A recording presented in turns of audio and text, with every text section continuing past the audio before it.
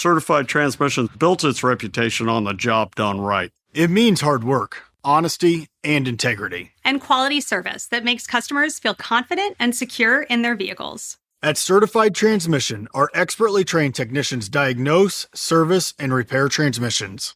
And together, we ensure our customers leave satisfied and worry-free. Certified Transmission, the job done right at the right price. Find a location near you at certifiedtransmission.com.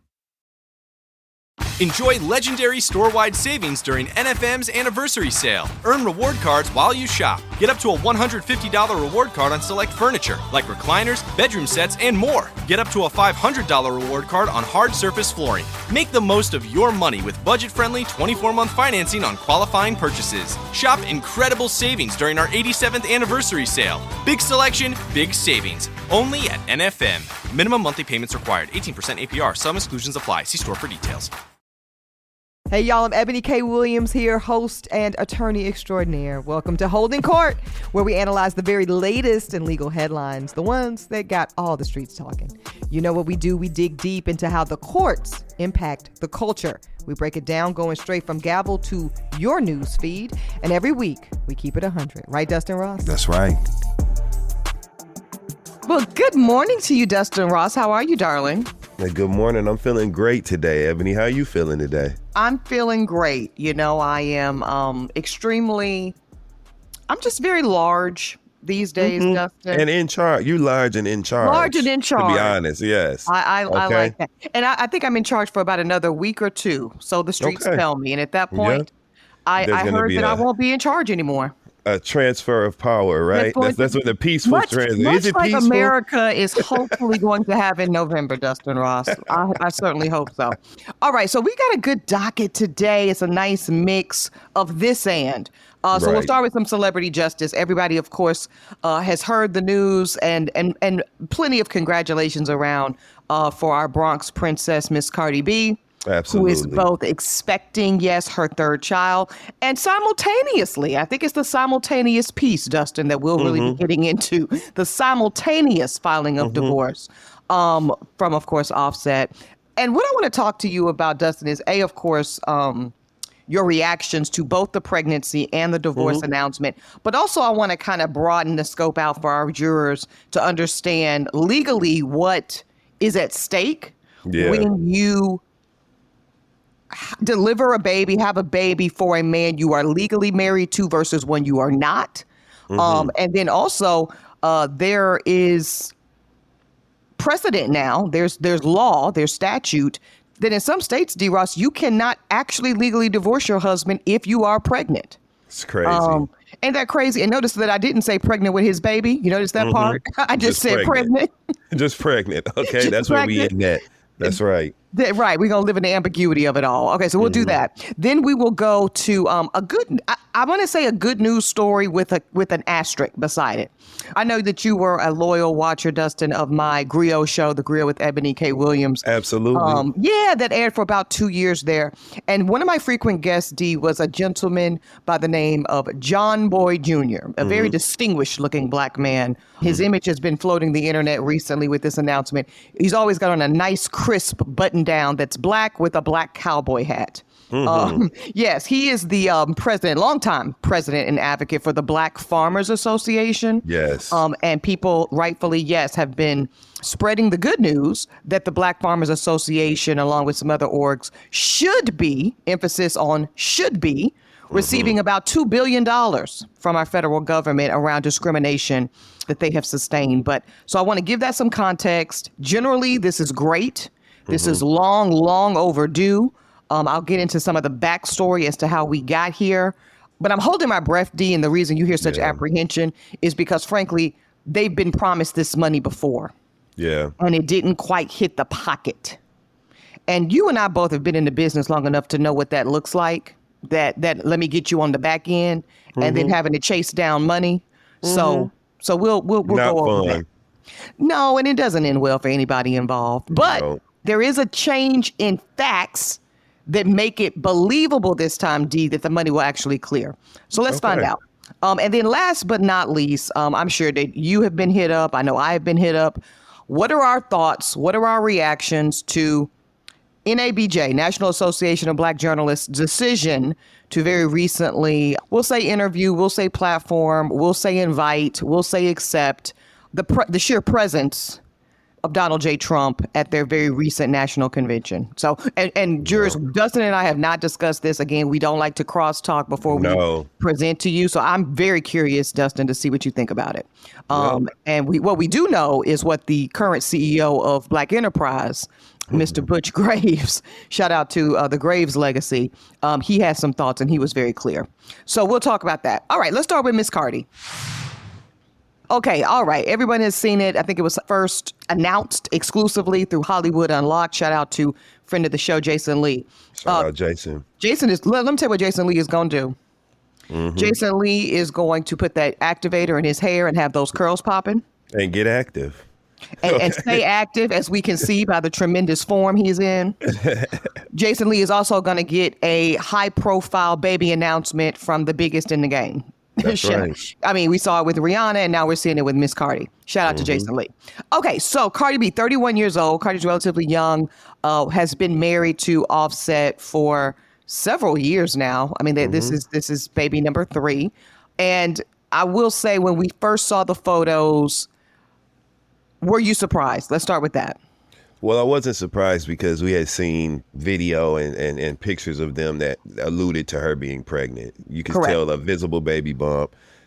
Recently, they were over in Paris, I think, for their daughter Culture's birthday. Yes. Offset and Cardi B were, and that's when I really noticed, like, okay, she's obviously pregnant at this point. Wait, let me stop you. Have we noticed that Paris has become the new Orlando, Florida? It really has. It really has. That? You take your baby over there, and that is a everybody's been to Paris before 6 years old. I love it. I love the black opulence. It's fabulous. Meanwhile, I was just happy to see Epcot Center.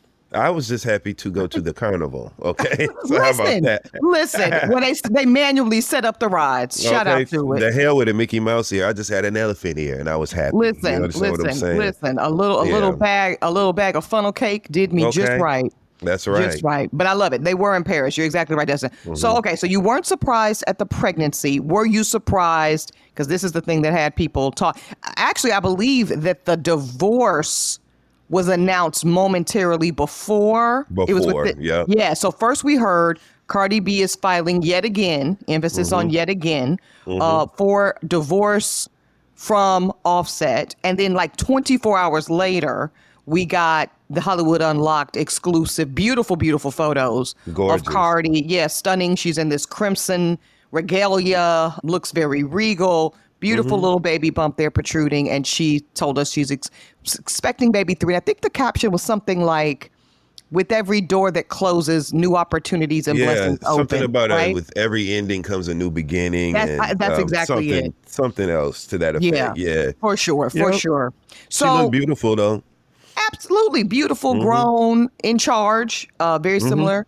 And she seemed happy and at peace. Like, obviously, this, I think, is her 3rd time filing for divorce from Offset. This has not come lightly. What do you think is the processing on her end, Dustin, to say, you know what? Yes, we've got Culture. Yes, we've got our son. Now, I'm going to tell you the truth. When it was first announced, I wasn't quick to assume that was Offset's baby. Not disparaging Cardi. It's just that we're all adults, and all types of things and relationships and things happen. People have all kinds of arrangements and understandings. But let's be clear. She has said this is Offset's child. So this is going to be 3 children with Offset, and yet still the decision to end the marriage. I was sad to see that, I'll say. Offset and Cardi B, for all the things that they are not, I think they're a beautiful family. And I remember when they first went public with the fact that they were dating, they were at I believe it was a Super Bowl years ago. And this is the first time we spotted them together. They were holding hands and walking out of that Super Bowl. And I remember thinking damn, I hope they stay together and have babies and all of that. And they did. And so to see them, have this lovely, young, rich family that, they're at the top of their professional game. I hate to see that breakdown, because I do believe there's some genuine, real love between the two of them. So I was sad to see that breakdown, but, happy for them nonetheless, because sometimes you're happier on the other side of that sort of break. So I'm happy for them. Well, that's the thing, and I think I understand the general sentiment, right, that you were expressing, Dustin. And I think that's what a lot of people feel like, regardless of what was really going on. Is there cheating? Is there this? Is there what? People just kind of like to see things that look intact. Yeah, And I want to repeat that's it. Things that look intact. Look. Versus what I believe is possible here is that they do still love each other. Like, I don't believe this is a lack of love. And I just want to kind of let that sit with people for a second, Dustin. I think that people assume that if there's love left, you must be together in a particular form. It's just not true. Well, my lived experience tells me it's not true, right? Like, there can be significant love between two people. And yet the functioning between the two people, and we'll get to the kids, because to me, that kind of can be a cop-out too. Like, well, for the kids, but with all the love, fuck the kids on this piece. I'm talking about Cardi and Offset. It actually might be that it is a better case scenario for them and their love for their functioning to evolve. And their children. And I'm gonna get to the children. I said fuck them for a minute, Dustin. Just hold on. Okay, all right. Okay. Well, I'm about the kids. Okay. We gonna get to the kids. I was coming to them next. What about the children? Okay. Yeah, Dustin on his Whitney. The children are future. Okay. I believe. Okay. I believe it. Yeah, but just for a second, let's just make it about the couple that love each other. Right. You and I both, without saying too much, can say that sometimes that dynamic between the two grown-ass people that love each other is improved when we take some of the formality, some of the regulation. It's like business. Yeah. Sometimes there is something to be said for deregulation.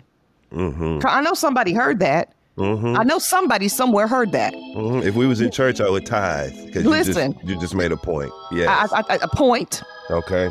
Much like in tennis. Point. Okay. That's right. I need to really stop. But yeah, it's like that. That is not unforeseen. It is not in conflict with the love. I believe that and also there is the value of the evolution. Perhaps this marital, we're going to assume monogamous, we're going to assume forever type of commitment worked at a time in the relationship. But based off the number of divorce filings, it wasn't a very long time. And it might just be that after, I'm just going to say 6 years or so-ish of that functioning between Miss Cardi and Offset, let's try to do this different. I'm just going to say that's a possibility of what's here. Now I'm going to get to the children. And then you've got Culture. Culture's what, Wave. 5? Yep, she's 5. She's 5. Wave is 2. 2 or 3, yeah. Right. Two, and two. Two, I think, yeah. And now we've got little itty bitty in the incubation period. It could be that Cardi and Offset, or one or the other or both, are adult enough or sophisticated enough. Can we give people a little credit for possible sophistication? Let's do that. I just felt like doing that this morning and say that, perhaps it is a better scenario for the children if we can, with the love piece still possibly intact, negotiate something that is more conducive for everyone involved. I just want to frame it that way. I'm not saying I'm pro-divorce. I'm not saying I'm happy to see the split. I'm simply making the space for this to be something other than a tragedy. For sure. And I think that's very fair. Oftentimes today, divorces aren't always a bad thing. You know what I mean? Sometimes people can just amicably decide to split. You know what I mean? And hopefully we see that sort of peaceful, dissolution of their relationship as well. I think so. Well, I hope so. And I do think there's some indication, Dustin, that it might not be as contentious as some others. Number one, Cardi, and I really just appreciate this about her. There's no need to stay in the comments, but when she sees something flagrant, she will hop in. This is Cardi responding specifically to a comment that said something about the divorce was the result of Offset's lack of support of Cardi, and the source was an unnamed close friend of Cardi B. So here she goes. This is getting weird. He helps me a lot with my business and the kids. Never in my career, no matter what I went through, have I had friends or family go to the media. So I don't know who this damn source is going to People Magazine. Even with my filing, I'm not asking for child support. I'm not asking for child support. My claim is for him to only pay the bills he already pays on the current kids and the new one. And see, and that new one piece was our indicator that he is the father of the new baby. Another source, D, says that the latest rumors of Offset's cheating have nothing to do with why the couple is splitting. According to that source, they've simply grown apart. That's what drove her to this decision more than anything. This is something she wants to do. They've both been on the same page. There wasn't pushback. And they've grown apart, and that feeling has gotten stronger over time. It's become unavoidable, which just, kind of affirms some of my hypothesis. Not contentious. This is not, going to be World War III, what we've seen historically, that this is two people that were relative. They're only 32 and 33. 31, yeah. Yeah.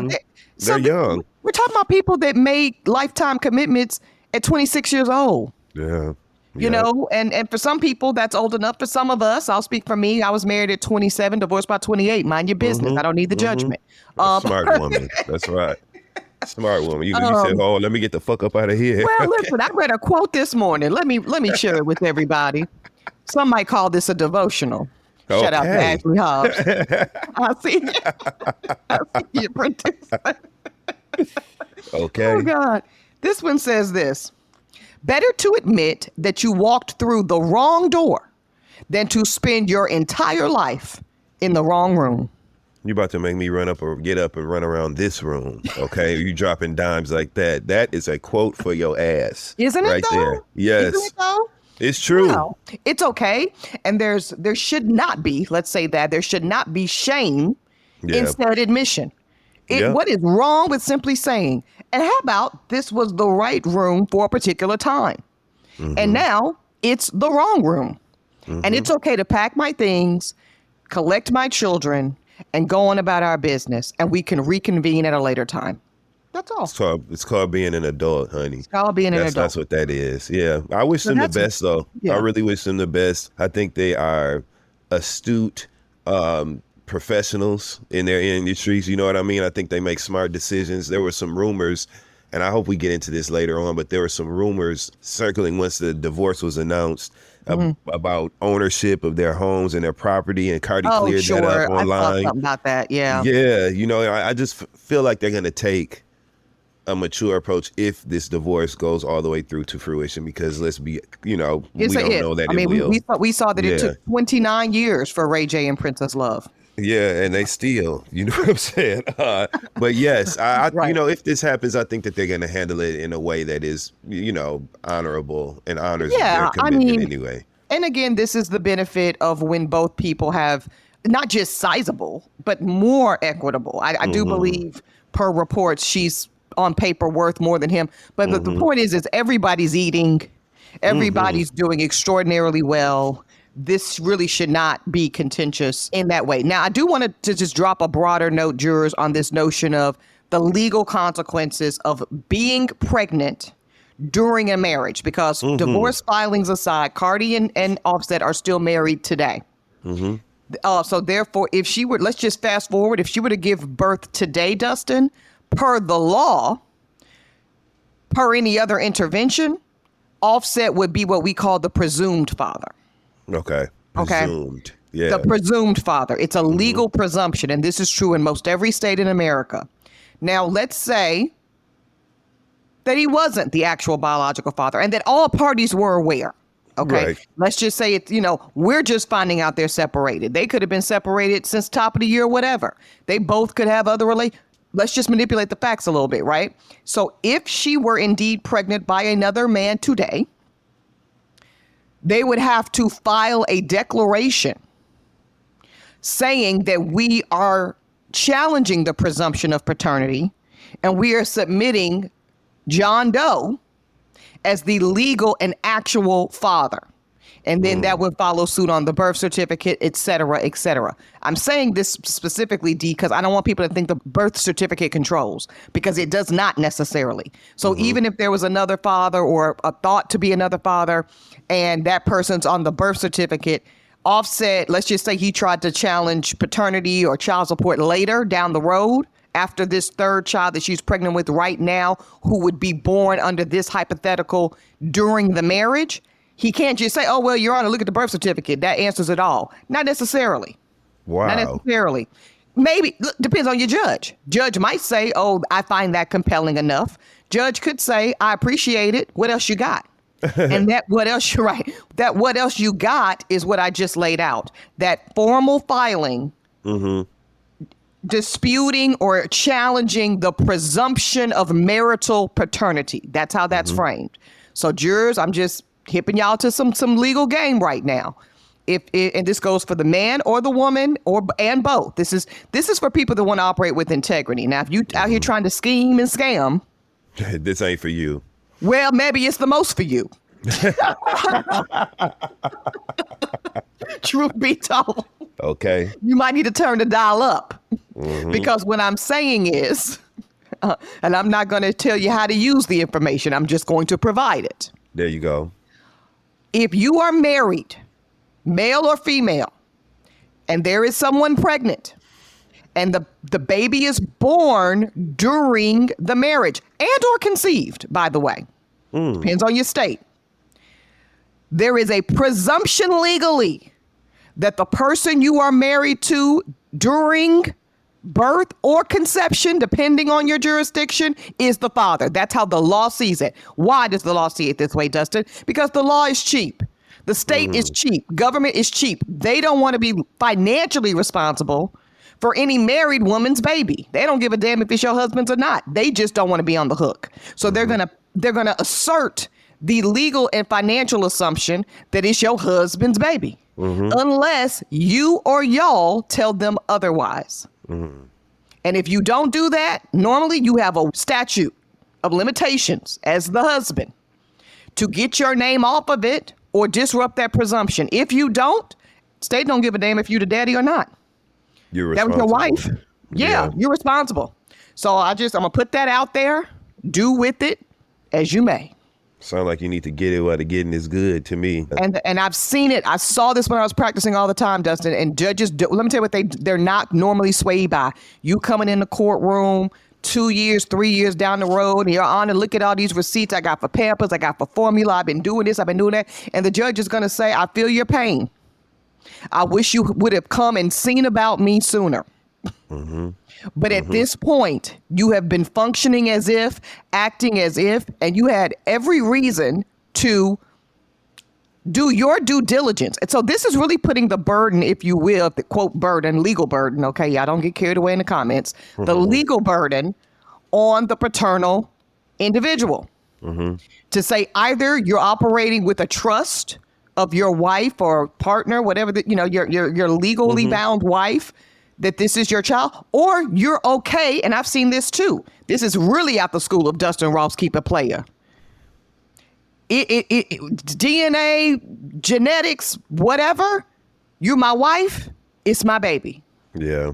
Yep. That's some real keep it player. And I've seen that too. So there you have it. This is going to lead me to a tiny bit of a quick little sidebar on this one, Dustin. There are laws, and we're seeing this more and more. I think this is actually maybe even in the 2025 project or things like this that are restricting pregnant women from getting a divorce under any circumstances. Okay, so this is an old arcane law. This goes back to 1970. Missouri state law requires that women that are seeking a divorce disclose whether or not they are pregnant. And if you are pregnant in the state of Missouri, you will not be able to finalize your divorce during said pregnancy. This rule was intended to make sure that men were financially accountable for the children that they father. Hence what, basically that same theory I just laid out. Now, what we know that can end up being an unintended consequence, or depending on how you look at it, intended consequence, Think about the woman, Dustin, who's in a domestic violence situation, who's being battered, beat, and abused during her pregnancy. And that happens more often than we care to think. And she's finally gotten in a position, some way, somehow, to leave this man, divorce this man, and move on with her life. The state of Missouri is saying you actually cannot go because we are, ain't that crazy? Because we are so concerned with not being on the financial hook for this unborn child that we want to make sure that we get almost like a dowry. You know what I'm saying? It's like we got to get a deposit, fiscal deposit, to make sure that we're not going to be responsible for this mouth. That is nasty. That is really, really nasty. Work. Wow. Yeah. I cannot, but they're really trying to have us on the fucking Handmaid's Tale, Ebony. Seriously, like and this, it's not new, and it's not new. Crazy. Yeah, that exists. That exists and has existed for the better part of 50 years. Yeah, would you say 1970 something? That's it. Yeah. Wow. And so we know we were born in the 80s, so that's a strong 50 years plus precedent. Yeah. So enter today, we currently have a House bill in the state of Missouri. So now this is state legislation in Missouri that would change this. Of course, this needs to be changed. That would actually allow for pregnant women currently in the state of Missouri to be able to file and finalize said divorce. So I'm just, again, hyping y'all to some games so that you know what is out there. Again, we're talking about the state of Missouri, but I didn't go through all 50 states. So wherever you are, jurors, it could be you too. It could be you too. So look it up, figure it out. Yikes. Isn't that crazy? Yikes. A mess, a mess, a mess. Okay, moving on. Enjoy legendary store-wide savings during NFM's anniversary sale. Earn reward cards while you shop. Get up to a $150 reward card on select furniture, like recliners, bedroom sets, and more. Get up to a $500 reward card on hard surface flooring. Make the most of your money with budget-friendly 24-month financing on qualifying purchases. Shop incredible savings during our 87th anniversary sale. Big selection, big savings. Only at NFM. Minimum monthly payments required. 18% APR. Some exclusions apply. See store for details. National Black Farmers Association to receive $2 billion in funds. This would be a reward for a victory in a discrimination lawsuit. So let's back it up.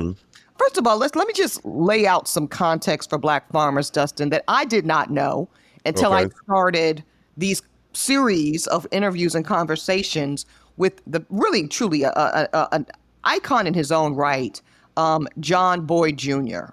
John Boyd Jr. has for a very, very long time, I'm talking about probably 30, 40 years, led the charge currently in this capacity of president of the Black Farmers Association. And let's go back to when we were first legally emancipated, statutorily emancipated from slavery, American slavery.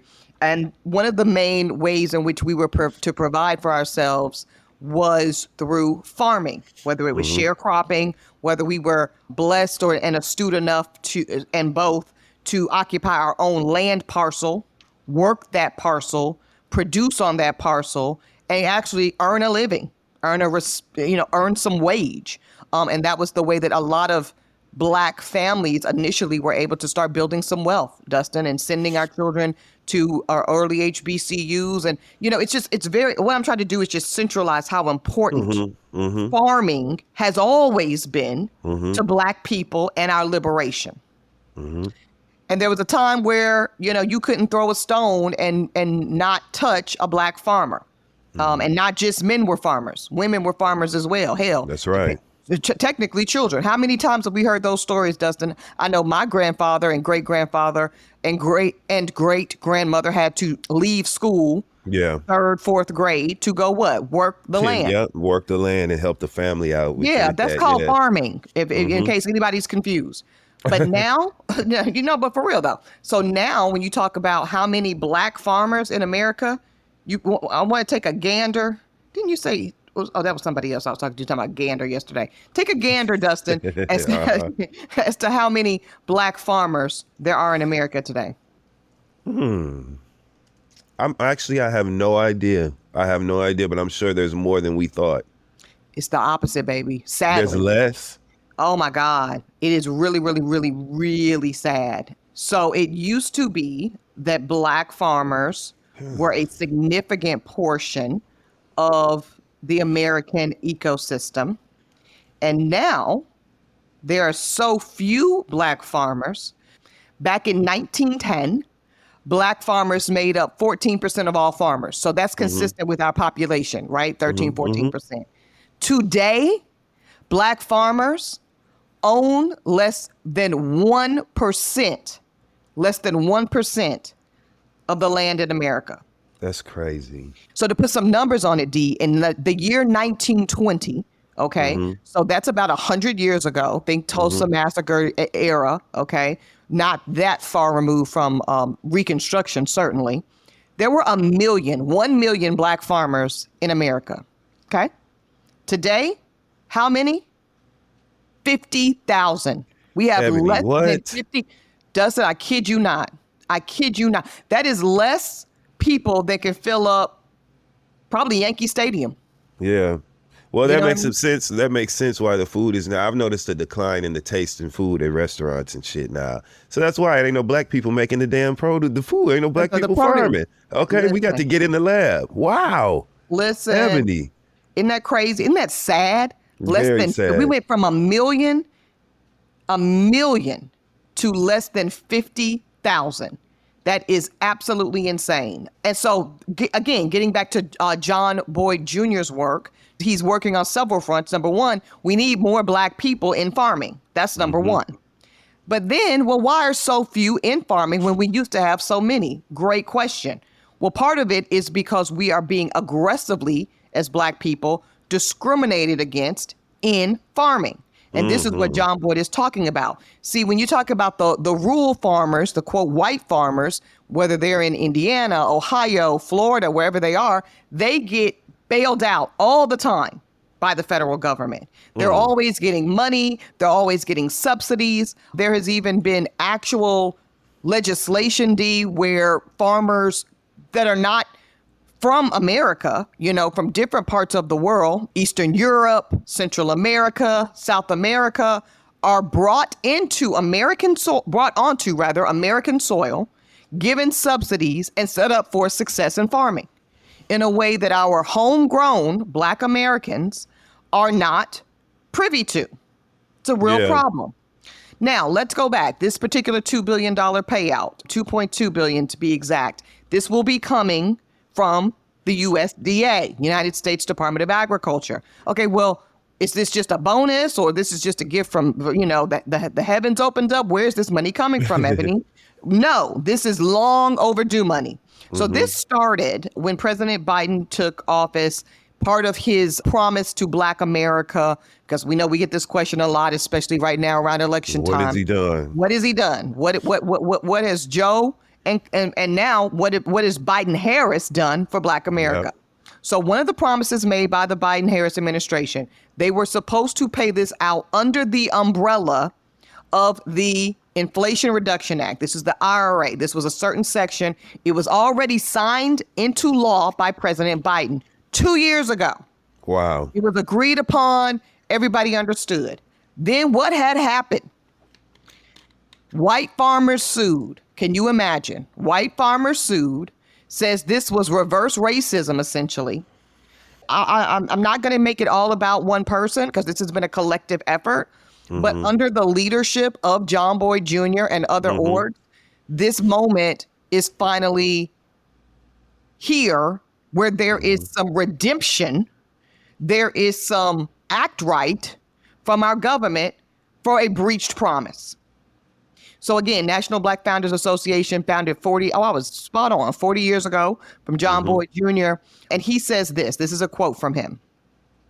No matter how it's sliced, the $2.2 billion in payouts is historic. In 1999, Black farmers received a $1 billion payout. In 2013, a $1.25 billion payout per lawsuits. And again, these are not just gifts because the government decided to have some act right. They had to be sued. And this is the importance of this show, y'all. A lot of the things that we want stand on the other side of litigation. I'm going to say it again. A lot of the things that we want as a Black community, things that we should have, things that are relatively basic, stand and live on the other side of litigation. Now we could argue that we shouldn't have to do that. And I agree we shouldn't have to. But it is what it is. So if we have to sue to get it, name a right that black people enjoy today, Dustin, that we haven't had to sue for. I can't. Exactly. I cannot. Right. This is why all of this matters. This is germane to our pure existence in this nation. We've had to fight for it all. Yeah. Fight for it all. Fight for it over and over and over again. I was struggling with whether or not I would put it on the docket today. I decided against it because it's not developed enough. But I'm sure a lot of people have seen Tulsa City Commission yet again establishing another task force around the reparations of the Tulsa Massacre of 1921, because I guess they need to study it some more. Wow. Even though only 2 survivors remain, and y'all just denied one of them her due financially, or maybe both of them. So again, and part of me is like, I roll, here we go again. How many more task force do we need? But the pragmatic attorney in me, Dustin, knows that this is the only way we ever get the shit that we're owed. Yeah. So we got to keep going. John Boyd Jr. acknowledges that there are still challenges faced by the black farmers today, the mere 50,000 of them. Banks are denying them operating funds. It's very difficult for black farmers, Dustin, to get equipment. The equipment to work this land is very expensive. Very expensive. And it's gate kept, shocker, by white farmers. Okay. And John Deere, we all know John Deere, the green and the yellow and the tractor and all that shit. They have been named many, many times of race discrimination when it comes to black farmers. And there's current ongoing litigation. But again, this still, and I needed to hear what John Boyd said. When I saw the headlines and everybody was, oh my God, this is great, and posting it on their stories and posting it on Instagram, I had to say, clap, but pause. Right. What does John Boyd, what does my favorite cowboy have to say?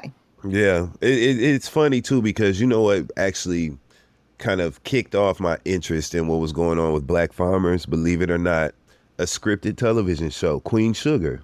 Absolutely. That was a brilliant look into the life of black farmers and some of their challenges, adversities, and straight up, flat out, blatant discrimination that they face. Absolutely. The game trying setting to crops auction on off fire. their land. Yeah, all that kind of stuff.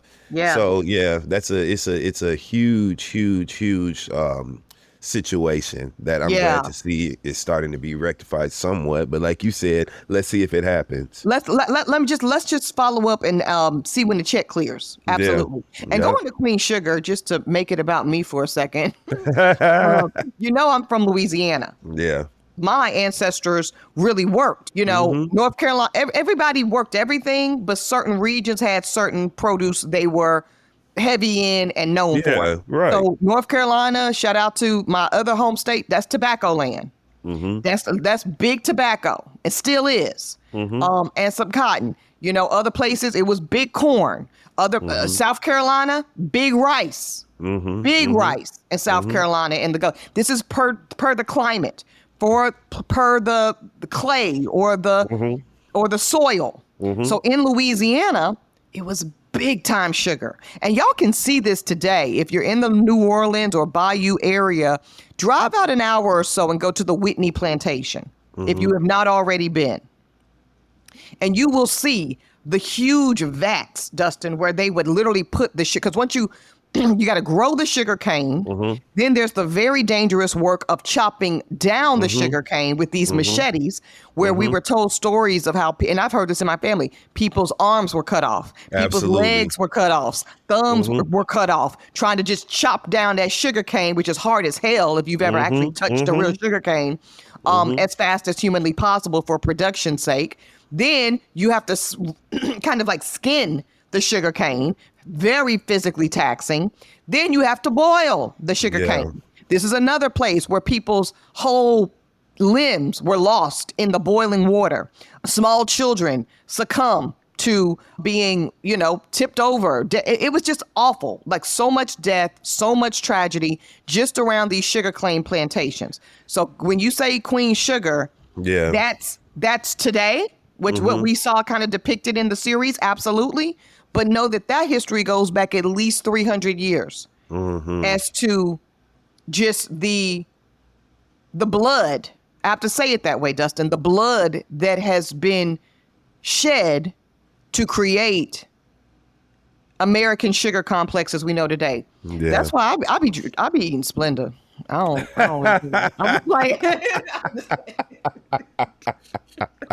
Cause ain't nobody lost a limb at the Splendor factory. Yeah, I just it is really something to peel back these layers and kind of get to know the minutia of these black farmers and their lives and the strife that they have faced just to make general, progress in the farming industry. So I think this is great. Yeah. And it's a great place for wealth building too. I would just like to say I am very comfortable on a farm. I'm very comfortable on a tractor. I am. Great in overalls. Yeah. Listen, I feel like I could manage the books. I feel like, but for real, that is a place that is an untapped. When we think about markets, and I understand everybody wants to be in tech and everybody wants to be in entertainment and everybody wants to be in this, that, and the third. And those are great industries. Think about farming. And if it's not necessarily you on the tractor or you plowing or you in the fields, I understand that. But like I have a classmate, he went to the University of North Carolina at Chapel Hill. Shout out to the Tar Heels. He's a proud member of Omega Psi Phi. Shout out to those good brothers. Julius Tillery and his family legacy owns a lot of land in North Carolina. And Julius has this brilliant thing that he's doing in North Carolina. He's known as the Puff Daddy of cotton. He probably will be reframing that soon. But shout out to that. Blackcotton.us. Y'all look it up on Instagram. Blackcotton.us, transforming the legacy of cotton. Julius is a 36, I don't know how old he is. He's younger than me. Farmer. He's a young black man who does extremely well, ladies. Let's just be clear. And he is a black farmer today. And he is passing on the legacy of his family as black farmers. So, and this is an educated man. This is a D9 man. So again, I think we need to I'm challenging the notion of what a farmer is. Everybody's not Farmer Joe on the hill. This, this brother's out here, fly, swaggy, all of that. And he absolutely is a part of that 50,000 number of black American farmers today. And I'd like to see that number grow. For sure. Yeah. We might need to talk offline, might need to get us a little parcel, Dustin. I was just thinking, my mind is over here racing like, damn, that is yes, we may need to. Might need to get a little parcel. Maybe we can become children of the corn. Let's grow some corn. Listen, you want to do some corn? Okay, we go. Let me see who I know in Indiana. Okay. That ain't nothing to do. Nothing to do. Be some huskies up in this motherfucker. Huskies. Okay. That's what I meant. All right, we got to move on. Enjoy legendary store-wide savings during NFM's anniversary sale. Earn reward cards while you shop. Get up to a $150 reward card on select furniture, like recliners, bedroom sets, and more. Get up to a $500 reward card on hard surface flooring. Make the most of your money with budget-friendly 24-month financing on qualifying purchases. Shop incredible savings during our 87th anniversary sale. Big selection, big savings. Only at NFM. Minimum monthly payments required. 18% APR. Some exclusions apply. See store for details. Now, before I run my mouth too much, this is the NABJ story. This is, as we all saw, made national news. We knew it would be a thing. And I think they knew it would be a thing, and I think that's why they did it. But NABJ, National Association of Black Journalists, came out and said publicly that they were going to host Donald J. Trump, the Republican nominee for the presidency of the United States of America, during their national convention, that he would be participating in a Q&A with 3 black women journalists. They also said that every election year, presidential election year, they always invite both candidates, which is true.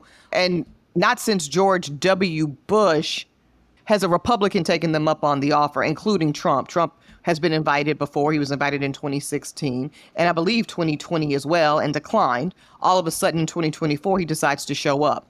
The presumptive Democrat nominee, Kamala Harris, was also invited. She had a couple of other things on her agenda, including attending the funeral of the late, great Congresswoman Sheila Jackson Lee, and a pre-scheduled keynote at Sigma Gamma Rho's national convention, which only takes place every 2 years. So for those reasons, the current Vice President Kamala Harris was unable to attend in person. As reported, her team did make overtures to see if they could attend virtually, which virtual things happen at these conferences all the time. She was declined per reporting, and it all has led to a big hoopla. So when you first read, Dustin Ross, and the comforts, I'm sure, of your own home, that Donald J. Trump was going to be interviewed, he was going to be given an hour-long opportunity to speak to Black journalists of a national standing, and Kamala Harris was not going to be there.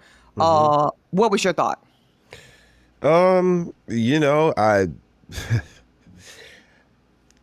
What was your real thought? Okay, so there's always somebody making the decisions, right? This is not a decision made on behalf. It's a decision made on behalf of the National Association of Black Journalists, but there's a person in position making that call, right? To include Donald Trump.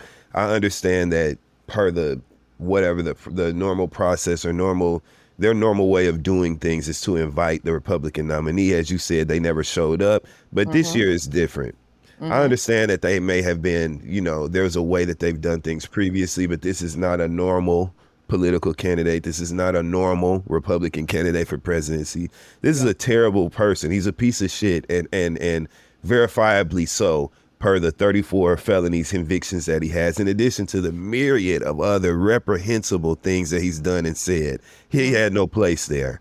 And I understand that a lot of times people want to do things to demonstrate that they are fair, demonstrate that, to make a statement or to message something through their choices. But it was just a bad decision all the way around. And I noticed how once the nuclear fallout took place after he appeared, there was a lot of passing the buck going on. Well, no, I wasn't involved in that part. I was just in this People part were of the stepping planet. down from positions. Yeah. Finger pointing like that Spider-Man meme. They was all pointing at each other. Right.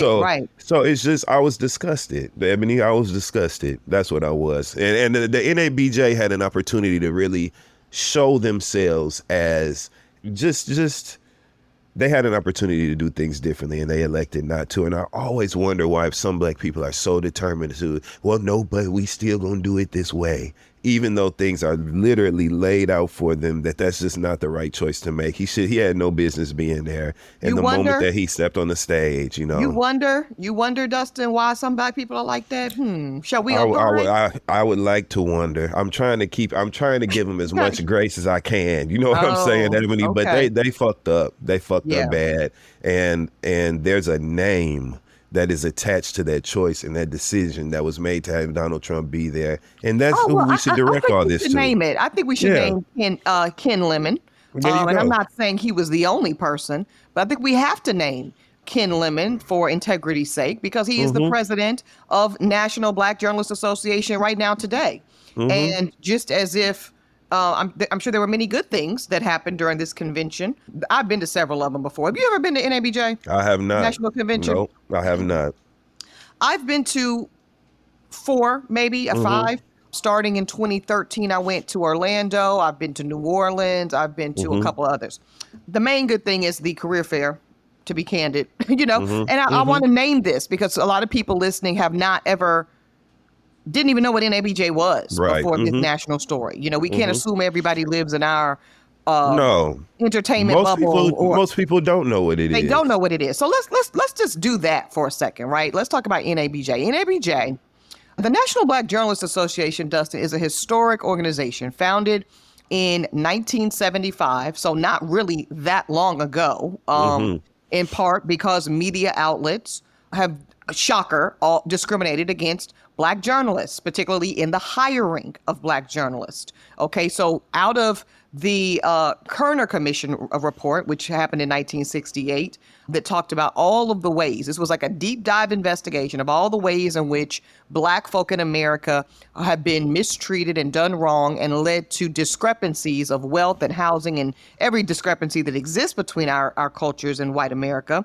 This was one of the findings, that part of the reason that Black folks live in subordinate conditions is because the media does a horrific job of telling the story of Black communities and Black people And one of the ways to improve upon that is we should have more Black journalists and we should have more protections for them. This was the premise in which we get a National Association of Black Journalists, that we get an NABJ just in 1975. And I'm just saying that to name that, again, we're not even talking about, barely 50 years. Yeah. Yeah. Founded by 44 Black men and women in DC. So that's kind of the premise of the organization, Dustin.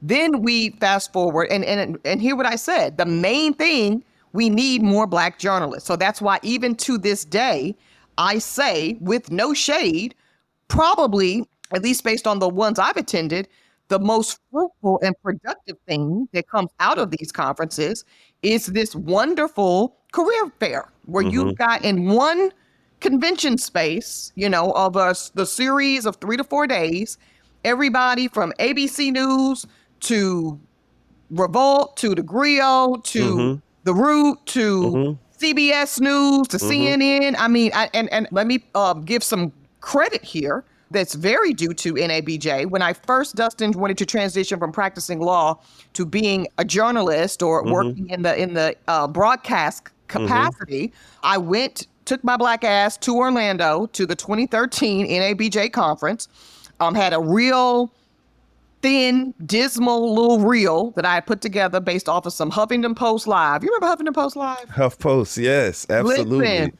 Yes, I had me a couple. Don't worry about it. I had me a couple little HuffPost Live hits. Yep. And some self-produced tape that looked like shit. And I put a little reel together out of my own pocket, and I took my ass to NABJ. And I remember a handful of people, like you could stand in line and people would look at your reel in real time. They had little CD players and stuff back then. And also, if you had a link, even better. And they would watch it. And Don Lemon, in real time, watched my reel. And for whatever reason, he felt really kind of compelled because one of my hits, I had a bunch of real raggedy looking shit, but I had one hit. I had just done Fox News for the first time, and I had a hit with O'Reilly. And Don was like, "Dad, you're really not scared of him. This is fascinating." For a woman with, basically green as a blade of grass, no experience, you are really sitting up here challenging Bill O'Reilly. Hold on a second. And he introduced me to an executive at CNN. And then from one thing to another, a week or two later, I'm on Don Lemon's show at prime time at 10 p.m. on CNN. That's the benefit of being in those rooms. Yep. Yeah. And of course, there was a lot of other career setbacks and forward and all that. But the point I'm making is, where else can you go as a non-experienced, don't know hardly shit person trying to break into an industry, pay a registration fee, and just so possibly be sitting across from a titan of industry, get active real-time feedback, and what do you know, end up on the platform and that be a part of your career progression. So I want to give the enormous credit for that functioning of NABJ. So to know that's the background, that's why y'all were founded, 1975. To know that there's this incredible networking, this incredible incubator, really, for Black journalistic talent, and not just in front of the camera, producers, writers, editors, all newspaper, all this stuff, right? That's really great. To take all of that good stock and then, to me, blow it in this way. Yeah. And let me tell you why. It's a lot of what you said. Why am I saying it was a very obvious mistake to have Donald Trump at the convention? Well, it's not because he's a Republican. Okay, this is not. No. Right, and I know that you're not saying that. Right. But some people made it out to be that way. Like, obviously, we know what party. I'm not even on that, because I actually do believe that if you're going to have, presidential presence, if you're going to have, if it's an election year and you're going to have the nominees, you should have the nominees from both major parties. And if there was a legitimate third party candidate that had significant delegates, as was the case in Ross Perot, that's really the last time we saw a viable third party candidate, his ass should have been there too. I'm with that. Donald Trump is different for all the reasons you said, Dustin. Number one, this is not just a candidate. Donald Trump actually has been president. So we know some things now that we didn't even know in 2016 when he was invited. Like, for instance, we know, and this is not based on relationship, what I'm about to say. We know that his assaults, and they were verbal assaults, on the Black journalists, particularly the Black female journalists, that had the audacity to do their jobs during his administration. I'm talking about Abby Phillips.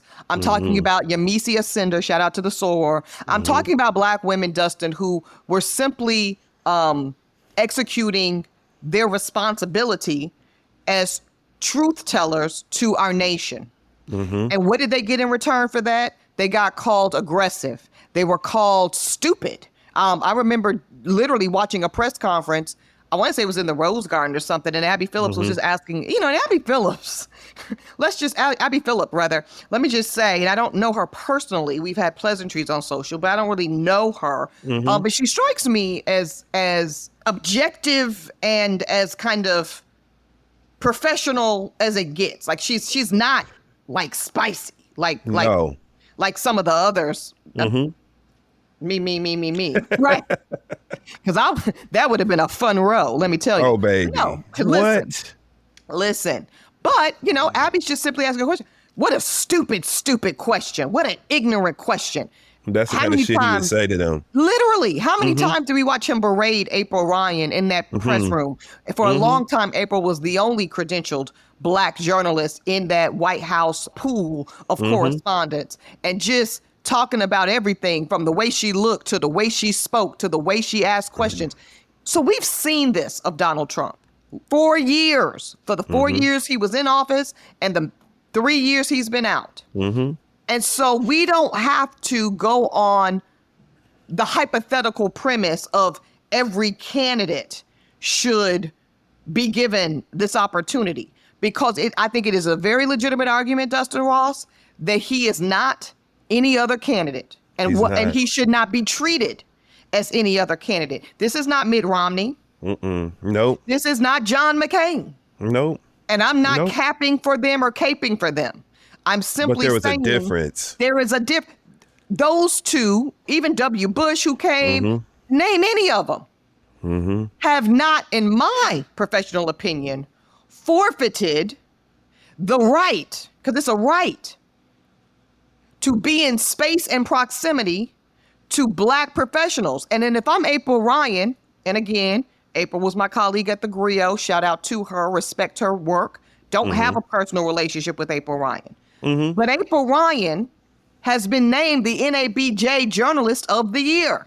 So by this own organization's merit and threshold, you have deemed this particular Black woman journalist exceptional.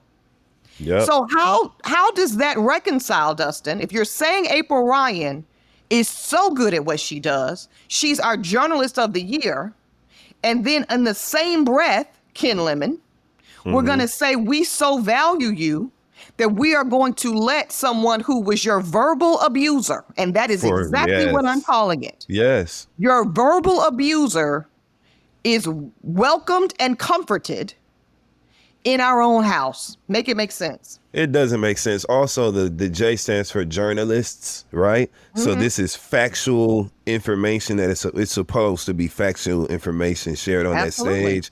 You got a known, proven fucking liar, okay?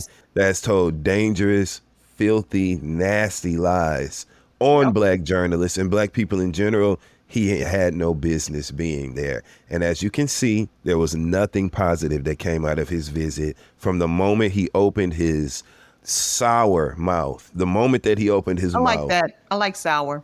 It literally, because there's about to be another word, but I'm trying to, but from the moment he opened his mouth, though, it was pure chaos. The moment he opened his mouth on that stage, and it's just sad and it's embarrassing that it had to take him doing that, which we knew he was going to do, for there to now be conversations about we thought that this was going to happen this way. And I don't believe it. And I don't believe it. And I don't believe they thought shit. I didn't think that for 1 second. Everybody knows what he's going to do. Everybody knows what he's going to do. That was a calculated decision, because it was a decision, again, starting at the leadership from Ken Lemon on down. And some people did step aside and actually remove themselves, and we'll get to that and wrap up in a second. But that was a decision that said, we're going to value whatever publicity.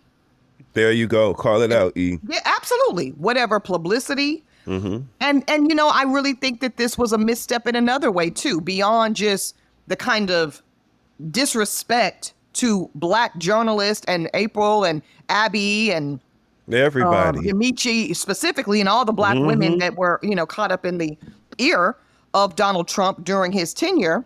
There's like what's the word? Y'all really played yourselves, and you played whatever interest of Black America is at stake in this way. Before that NABJ story, which lasted, I would say, about 2 days in the news cycle, because that was where he started questioning her. I'm not even going to go into all that, but whatever it was about 2 days of rumbling.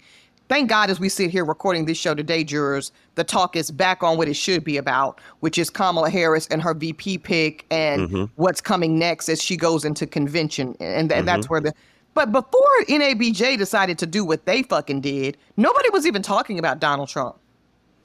All of the conversation was about what? The white dudes that had raised $4 million for Kamala Harris, the Black women who had raised $1.5 million, the Black men who'd raised $1.34 million, the queer community, the Black gay men that raised money for that was a week-long conversation. Oh, Kamala Harris being in Atlanta, Georgia, in front of 10,000 Georgians, which puts Georgia back in play, which puts Georgia back on the map as a potential swing state. That was what the media conversation was about. And jurors, please pay attention to this, because this is the important piece to me. Beyond the disrespect piece and kind of the morality of it all, let's talk about the business. The business is the most expensive thing in politics. You know what it is, Dustin? While we don't see as many Black candidates, or we certainly don't see them at the national or state level like we should, is because it costs a lot of fucking money to run a campaign. And the most expensive thing in a campaign is not the campaign manager, it's not the field crew, it is buying these ad spots. It is buying these commercials, these radio spots, these television spots, these digital spots to promote your candidate and their platform. And so the more free media Kamala Harris, or for that matter, Trump gets, because they are just the news story of the day, the more successful their candidacy. And it does not take a genius to figure this out. This is common fucking sense, Dustin. So why would you, NABJ, insert yourself voluntarily to position Donald Trump to get 2 free days of being the lead media story? Dumb and stupid, and thinking that it was going to read a certain way. That they were going to look like heroes. That they were going to look like heroes. They look like fools. They look like fools. That's what they look like, and it's sad. What a stain on the NABJ. What a stain. And they just had a bunch. They were just in some hot. They were just in some hot water recently because one of my friends who was non-binary, actually they're trans, who was running for president. Tre'vell Anderson was running for president. Yes, and there was a lot of negative chatter around the way that some of the members were responding to that run. And so they've been in hot water recently from the leadership perspective. And they also hypocrites, because this can't be the same NABJ. That's what I said. This can't be the same NABJ, Dustin, that is platforming Donald Trump and asking not just its own members, but the Black community at large to give them grace and let them do this without critique. This can't be the same NABJ that was just up CNN's ass not 3 months ago when CNN had the debate with Biden-Trump and were chastising CNN, virtue press release and letters of condemnation, because there were no Black media outlets credentialed to participate in the debate. Can't be the same in ABJ. Yeah, we can't. So that's why this literally begs the question, right? Who and why, right? Who's responsible and why? And I think that's what we need to focus on. Yeah, who, why, and at what rate, and and in that order. And I will say this to wrap it up, y'all. Who was not at all here for it? Again, Butch Graves, the CEO of Black Enterprise magazine. And, again, not that any of these publications are perfect, but I do appreciate the leadership here from Black Enterprise and Butch Graves and the legacy of his father, which he carries as well, saying flat out, I denounce it. We're not going anymore. This is an open, obvious point, Black Enterprise had sponsored one of the panels. That's, again, the corporate relationship of all of these conferences, which is not to be shamed, but just acknowledged. Black Enterprise had paid to host a panel. Butch was supposed to sit on the panel, and he said this in part: "The invitation to presidential nominees by NABJ is a great opportunity for the conference constituencies to hear from the prospective candidates on their platforms. However, for none of the Black media organizations to be offered an opportunity to interview any candidate is an insult to what NABJ stands for. Moreover, it is indicative of the treatment of Black media organizations and what they face in today's landscape. Particularly disheartening is that our own NABJ organization would make the decision to exclude Black media organizations from this important discussion." And that is another great point. You have Fox News up there with a former colleague of mine, Harris Faulkner. I don't think that needs to be expanded upon. That is exactly what it is. You had Rachel Scott from ABC News, and Rachel Scott, did a fine job. The issue is ABC News. She can only do so much in her capacity as representing ABC News. And that's just what it is. Okay. So why not have anybody from Black Enterprise, anybody from Revolt, anybody, where's Tesla Figaro? Yeah. Put her on the stage. Yes. She's the current Revolt senior political correspondent for this cycle. Per reports, and ABC insisted on real-time fact-checking, as is agreed to in the debates. So this is not unprecedented. And Trump then was like, nah, fuck that shit. We just want to do the Q&A we prepared for. And that's why the whole thing was abbreviated, because he was fighting the fact-checking. He would not come out on stage unless they agreed to not have the fact-checking present. And then he came out on stage and did what? Drum roll, lied and said that he was late because they had equipment problems, which was a total lie. Him and his team were refusing to come on the stage. So that's, again, all reasons why his ass shouldn't have been there in the first damn place. That's what this is. Okay, we're going to leave it there. All right, jurors, this is a spicy one today. We want to appreciate y'all, though. Let's let you know we're going to be right back here, same time, same place next week. Court will be back in session. Absolutely, y'all. Stay safe, stay dry, have your air condition up, okay? This is not the time to count the pennies. Okay? At all. Nope. At all. Ask Dustin. That's right, honey. Money well spent. Yeah. Read their terms and conditions and don't let Donald Trump on your stage. That's it. Holding Court is produced by Uppity Productions. Host and executive producers here, Eboni K. Williams, yours truly, and the Dustin Ross. Executive producer in Dossie, McCraw. Our senior producer, Ashley Hobbs. Creative consultant, Jay Kleinberg. Follow us on Apple Podcasts, Spotify, and any and everywhere you get your podcast. Certified Transmission built its reputation on the job done right. It means hard work, honesty, and integrity. And quality service that makes customers feel confident and secure in their vehicles. At Certified Transmission, our expertly trained technicians diagnose, service, and repair transmissions. And together, we ensure our customers leave satisfied and worry-free. Certified Transmission, the job done right at the right price. Find a location near you at certifiedtransmission.com. Enjoy legendary store-wide savings during NFM's anniversary sale. Earn reward cards while you shop. Get up to a $150 reward card on select furniture, like recliners, bedroom sets, and more. Get up to a $500 reward card on hard surface flooring. Make the most of your money with budget-friendly 24-month financing on qualifying purchases. Shop incredible savings during our 87th anniversary sale. Big selection, big savings. Only at NFM. Minimum monthly payments required. 18% APR. Some exclusions apply. See store for details.